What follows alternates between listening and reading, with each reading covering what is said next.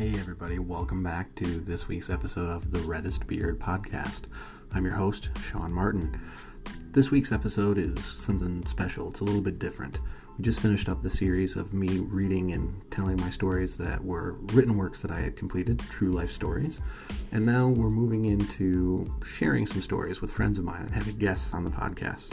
So this week's episode is actually going to be a special two-parter with my hetero life mate, Nick, at the Nickromancer on Instagram, or otherwise known as the Nickest Nick Lappen. He joined me on a Skype call so that we could chat, talk a little bit about some of the things that we experienced in our first year living abroad together in China. We had some crazy stories. There was a waterfall incident. We talked about the cultural iceberg, and we talked about what it was like to be a long-term expat living in different countries and the things that we kind of missed out back in our home country versus the trade-off of the things that we got by living in a different country. So check it out. Part 1 talks all about those things. We have a word from my sponsor, and we'll be right back.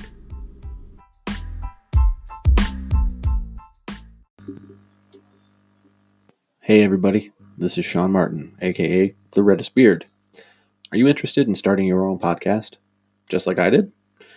You can check out the Anchor app, or anchor.fm. That's what I use to create my podcast episodes. There's creation tools that allow you to record and edit the podcast right from your phone or in your computer browser. Anchor actually distributes your podcast for you, so it can be heard on Spotify, Apple Podcasts, and even more platforms. You can make money from your podcast like I do, with no minimum listenership. Best of all, it's free. So, if you want everything that you need to make a podcast in one place, go download the free Anchor app or go to anchor.fm to get started today.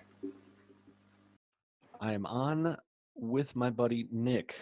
If you've been listening to previous episodes, you've probably heard me mention a crazy guy that I got to move across the world with me, and that got into a drunk taxi with me, not realizing that the guy was both drunk and not a taxi driver. So this guy has been around the world more than me.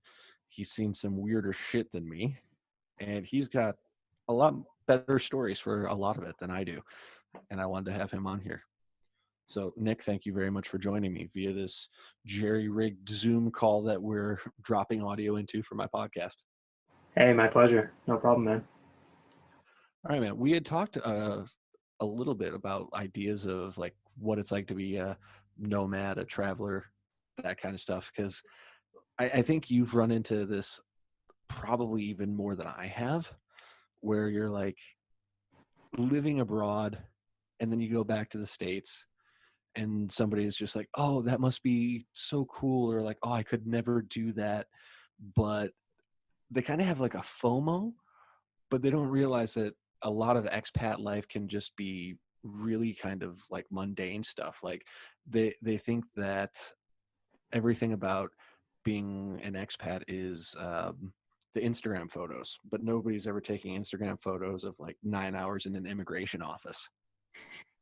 Yeah, man. I mean, that was something I've encountered, I think, basically since I started traveling for, like long periods of time instead of just going on a vacation, is, when I would come home or go back to where I'm from and visit my friends and family, people would say like, oh, you're so lucky. You're so lucky. You get to do all this stuff. You get to go to Thailand and China and Israel and South America and blah, blah, blah. And, they'd say like, oh, I wish I could do that or something. And I'd always think like, you can do that. It's just you have to sacrifice a bunch of stuff that you don't want to sacrifice. And I did want to sacrifice it. It doesn't make me particularly lucky. It's just we had different priorities, right? Like, I always used to think, did I screw up and make the wrong choice? Because I would go off to South America for 6 months and backpack around.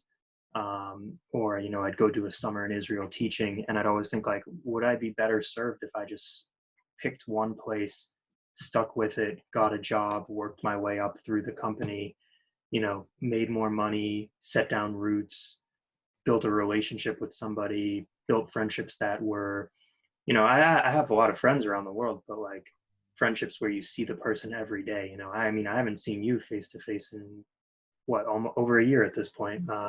So it's like, it's that kind of thing that you give up those things, long-term relationships, friendships, career advancement. So it's just, I think people don't always consider that when they look at, like you said, the Instagram photos. They think, oh my God, you know, Nick's in Indonesia again. Oh, Nick's in Japan again. Oh, you know, and they don't necessarily consider like, okay, well, I have a girlfriend that I've been dating for, 5 years, or I have, a job that I've climbed my way up to an almost six-figure salary or whatever, right? And I don't have those things, right? I barely make, 15 grand a year. I mean, I do now have a girlfriend I've been dating for a long term, and I did set down roots eventually, but for almost a decade, I wasn't doing that stuff, and I was missing out on all of those opportunities. So it's not just luck; it's a trade-off about what you prioritize. Oh yeah, for sure. I think one of the things that most people I've talked to back in the States, they don't realize that I made that choice of like, there's a life, there's the house and the white picket fence and the kids in the garage and the cars in the driveway. Yes, I put the kids in the garage, but all of that stuff that they have, like, I'm not going to get it. And I think a lot of people are just like, oh, well, Sean wouldn't even like that. And part of me is like, I really don't know if I would, because I've never tried. Like, I don't know if that's a life that would make me happy. I think it wouldn't.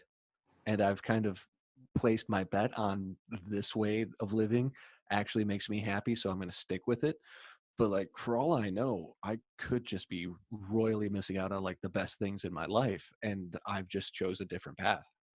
Yeah, man. I mean, and it's not, one or the other, and that's it. You don't have to make one decision and stick with it for your entire life. I mean, I spent, from, college until, almost now traveling, being a bum around the world, basically. Uh, but But in a good way. yeah, yeah, and I fell into I fell into this thing with Reina a couple of years ago, and it's at the time I thought, oh, this is going to be a short-term fling. I'm moving to Israel, in a few months, and this isn't going to be long term. And then it ended up being long term. I didn't move to Israel, decided to stay in China with her and build something, and it definitely changed my life. And now I do realize, like you said, these are some of the best times and happiest moments of my life with her, and our family and our situation that we've built in China for ourselves. But I didn't choose that consciously. When I set out, it wasn't part of my plan, right? My plan was, pick the next country, keep moving, keep going with the bumming around the world kind of thing. So it doesn't all, it's never too late, and it doesn't have to be always a conscious choice. Sometimes you just fall into it. But yeah, it's not, you know, it's not to say that if you decide to travel the world and sacrifice the job and the career and the stable family life and blah blah blah, that you can never have it. It's just that while you're moving around the world every couple months or every year, you're not going to likely uh, build that intentionally. You might fall into it accidentally, like I did, and it might end up being the best thing that ever happened to you, like it was for me. But uh, yeah, it's really just a crapshoot, I think. And I want to talk a little bit more about that idea of like just kind of falling into stuff. What would you say is the amount of effort that you put into like planning your life? Uh, I don't know. I mean, I think that says it all right there, ladies and gentlemen. Like, yeah, we'll leave it at that. no, I mean, I put an enormous amount of effort into planning my life, but those plans never come to fruition, and often don't even get off the ground. So I'd say, like, I spend a lot of time daydreaming about what my life could be like if I do X, Y, and Z over the next 6 months or a year, and all 99 out of 100 of those things that I plan, I don't ever even get to do or execute. And then the 1 out of 100 that I do doesn't always go the way I want. So I spend a lot of time planning. I don't spend a lot of time executing those plans. That's probably the way I put it. That's fair. You remember we used to like march around in the living room of our apartment in like every apartment. And then I think in your apartment and then just my apartment, like we would go over to each other's apartments in China just to like eat street food and then pace and plan out what we were going to be doing for like the next 3 weeks, 3 days, whatever was coming at us. Yeah. Oh yeah, man. I mean, I don't think any of those conversations ever took place any earlier than, or any earlier in the day than 2 in the morning. You know, it was always Right. late at night, and it was always like. But yeah, I mean, right now I'm kind of, I don't know if you can see on the screen, but I'm swinging in my little rolly chair here because I can't pace around, and it's like it's difficult for me to talk to you without pacing. I don't know what that says about our friendship, but like whenever I talk. I think we just like instinctually just make each other more anxious. No, I don't feel anxious. The pacing is not an anxious thing for me. It helps me think. I don't know, but yeah, Oh, that's for sure. Like I would do the same thing, even with my flatmate now, Rachel, right? She had to get used to that where she would be like sitting on the couch and I would just be like pacing in the living room, just talking about things. And she's like, this is your process, isn't it? And I was like, oh, it's absolutely. And then one day she like caught you and I talking in voice messages back and forth. And she was like, is he on the other side doing the same thing? And I'm like, oh, he is absolutely wherever the fuck he is in the world right now, pacing back and forth, listening to voice messages and then responding to them to me. yeah, man. I mean, I think I probably burn like an extra 500 calories a day if I'm talking to you because of all the pacing I'm doing.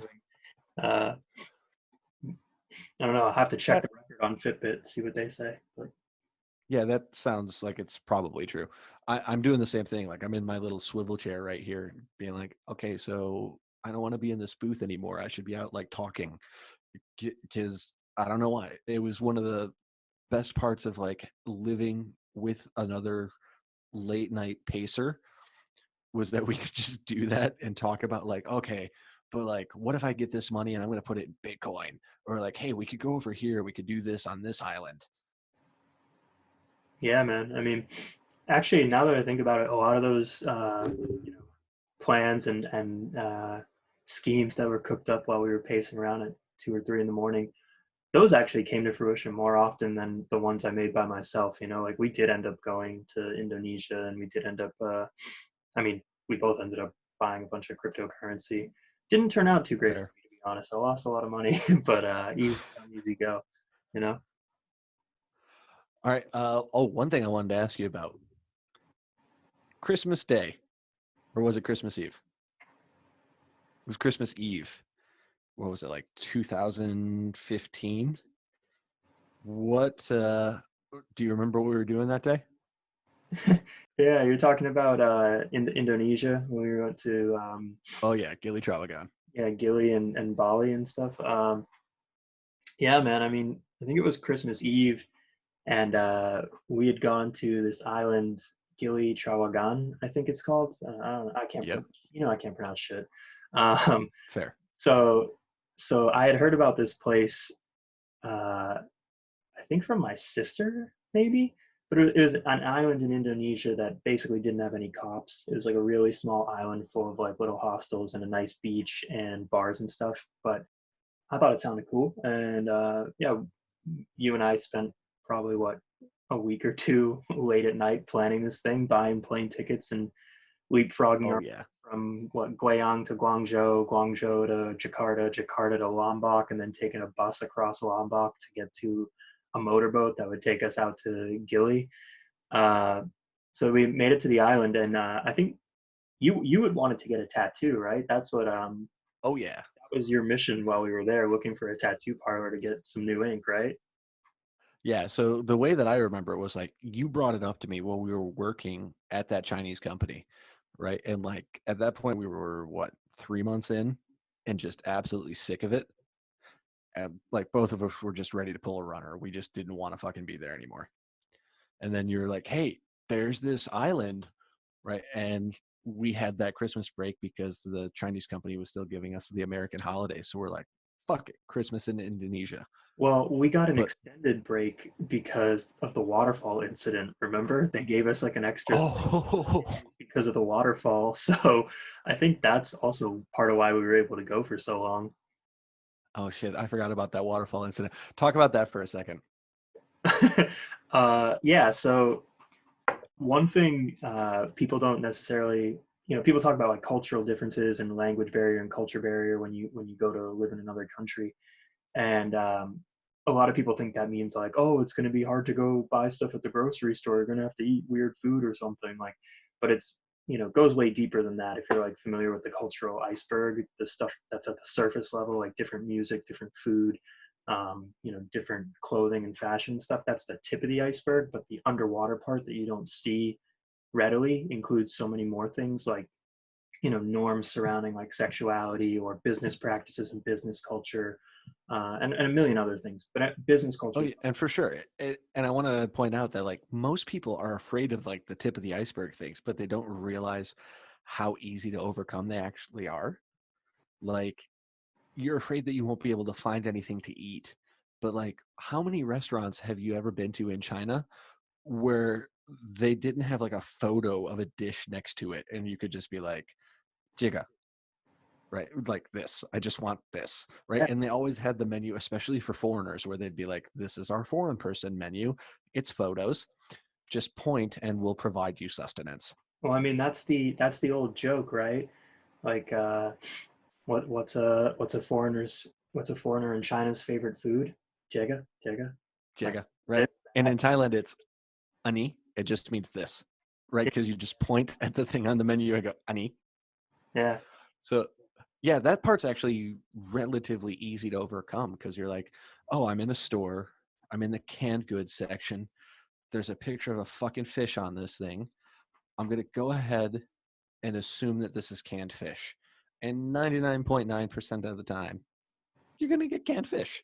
yeah. Like that's not actually the easy, or that's not actually the difficult part to overcome. Yeah, yeah, it's the under the water section of the iceberg that's more challenging. And so business practices and like business culture in China are quite different than what we'd expect in the U.S. And the concept of boundaries and sort of the concept of work-life balance are completely different. So, I mean, you remember Richard, our boss, the CEO, and Oh yeah, how, how different his concept of personal boundaries was. So right. he Like would, he wanted to nursemaid me when I had an upset tummy one day. yeah, yeah, he was a character for sure. So for the people listening who didn't live this story, like Sean and I, Right. Richard was the CEO of our company, and one day in, I want to say it was October, maybe early November, he came to us and he said, "Nick, Sean, like this weekend, I'm taking you to the waterfall."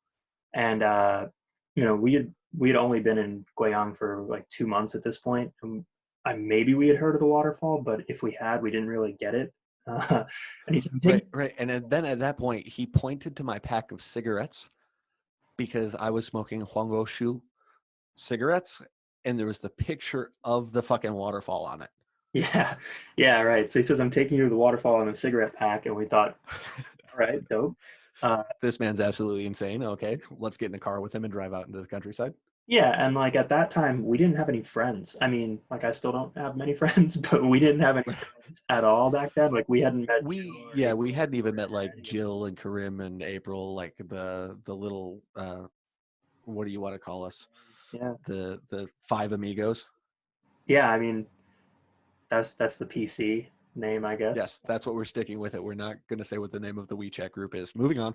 Sure, sure. So anyways, Richard takes us out to the waterfall that weekend, and he picks us up. He drives us out there. It's like what, 2 hour drive from Guiyang or something. It's over near Anshan, and Yeah. he takes us out to the waterfall, and it was a nice waterfall. It was cool. We did a little walk around. I wouldn't call it a hike because it was like a paved trail, but whatever. And yeah, And there were escalators. yeah. Like you could actually take escalators for it. That was strange, but it was actually kind of nice. Yeah, so Huanggoshu waterfall in Guiyang is, what is it? It's the biggest waterfall in Asia, right? And it's, Yeah, largest in Asia by volume. yeah, and it's like what, like fourth in the world or fifth in the world by volume. It's pretty. Yeah, It's it's pretty insane. It's actually like a pretty nice thing. And there's like the caves that you can walk through behind it and shit. So it was like a nice day trip of something cool to do. Yeah, no, and then he took us to the Miao village nearby actually. And I remember because I was just going through my closet and I found one of the scrolls that I had bought as a souvenir at the Meow Village. But anyways, he took us out on Nice. this nice excursion on the weekend, and we thought, oh, this is a nice thing for him to do. He's just trying to help us, get settled and see a little bit of the area and understand stuff. Which, by the way, he was in his own mind, in his own way. Like that's exactly what he was doing. Yeah. And then he, at the end of it all, he kind of sprung a trap on us where he was dropping us off. And at the last minute, as we're getting out of the car, he went, okay, you enjoyed the waterfall. Great. Now, next weekend, I need you to work Saturday and Sunday. And the weekend after that, I need you to work Saturday and Sunday. And we went, what? And I don't know, actually, it might not have even been the weekend because I think we normally were scheduled for weekends, but he wanted us to basically go the next 2 weeks with no days off because oh yeah, and he started adding the late classes too. Like what was that student's name? James? Maybe I forget what his name. But they wanted to have him start doing classes starting at 9 p.m. Yeah. So he basically like sprung all these extra responsibilities on us that went far beyond the scope of our contracts. And he kind of thought, okay, I took you to the waterfall, so you owe me. And both of us were like, fuck no, we're not going to. No, absolutely not. 30 hours extra of work over the next 2 weeks or whatever because you took us to a waterfall and didn't, explain this to us beforehand. And I remember that was like, 3 days of meetings where we had to argue with the entire staff there to oh my God, yes. If they had wanted us to do this, the waterfall was not equivalent payment, and that like they were going to have to pay us overtime and give us the days off, later on in the year. And so eventually I think the agreement was we did it, and they ended up giving us like 4 or 5 extra days off to use around Christmas break. And so that's, why we got to go to Indonesia for so long, because we had extra time off that we added on then. Oh, and in a relatively unsurprising language school move, they had already booked those lessons and just not told us, right? Because that was the reason we had to negotiate for it like a month or 2 out, was because they already had stuff booked and they refused to cancel the classes they had booked for us before they had told us that we had to teach. Yeah, I mean, that's, Guiyang is like the Wild West. I just had a job interview yesterday where I felt so like awkward about it because they were asking me about my work history in Guiyang, and I was trying to explain to them that like, yeah, most of my jobs were sketchy, and that would be like the best case scenario. And so like, they just, it was awkward. I felt like, ooh, they're gonna think this is gonna reflect poorly on me when I explain that, like, yeah, it's the Wild West out there, and most schools aren't going to be giving you a legal work visa unless you're at like a massive company like I2 or EF or something. Sure. I remember one of the last like paid white people trip things that I had. And for people who don't know what I'm talking about, we would often get snatched up to be like, there's a foreigner here. It adds a level of legitimacy to whatever it is that we're doing, or like it gives an air of internationality to it. So we would all get these cash gigs where they'd be like, hey, we're doing a promotion for our school. Come and hang out in the mall with us while we're doing this and just talk to kids and be white. Or like if you weren't white, it was just like, just be black from Africa, just be white from the US, be Russian, but don't talk so everybody thinks that you're from the US, right? And we would just get paid like a pretty decent amount of money to hang out there. And like the final one that I did, I think I was out there with like Simone, like Pili, Adlan, a bunch of us got paid to go out to like the racetrack. There was like a horse jumping event that some billionaire out in the Guizhou Hills had like started his own little like horse track and horse jumping competition that he was bringing people in internationally from. And the dude that was running it was from Shanghai, but he had never been to Guizhou. And he thought, like, he was watching villagers walk around carrying like chickens and machetes and shit. And he was completely befuddled. He was just like, they look like the scenes from early communist propaganda of like, this is what the countryside looked like when Mao took over. And I was like, yeah, that's what people in these villages look like. And he's like, I literally had no idea that still existed in China today. Yeah, man, and that's a massive part of the Guizhou countryside. It's dope though. I love going out to like, the smaller towns and villages, doing like a little hiking, just chilling. That stuff is kind of relaxing when you've been in the city for so long. And especially when you're getting paid to do it, that's dope. Yeah, those were always the nicest gigs. We Right. So anyway, that's how we got the extra time at Christmas. And then we were like planning this, like Nick's going to go do this thing that he's going to enjoy. I'm going to get tattoos. We're going to chill on the beach. And we finally get down there.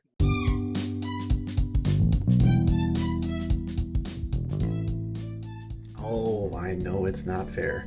Cut off right before we get to the part about being in Indonesia. But don't worry, there's a part 2 of this episode. It's being released right now at the same time, so if you want, just head over, click, listen to it right away, or come back and listen to it in a little bit. Find out more about that first tattoo, his tattoos, my tattoos, and we go into a little bit more detail about other crazy things that happened to us. Check it out, part 2 of the episode with Nick Lappen, aka the Nickest Nick. And remember, if you like this story, if you like this episode, like it, find it on Facebook, find it on Instagram, go download the episode off Spotify, check it out wherever it's available, share it around, get it out there, help me build this up. I appreciate and love all of you guys. Thank you all for your support. It's been wonderful so far. But now that I'm getting a sponsor and subscribers, every time it gets played, I get paid. I really appreciate it. Hopefully you like it and share it around. And I will catch you on the next episode of Tales from the Reddest Beard.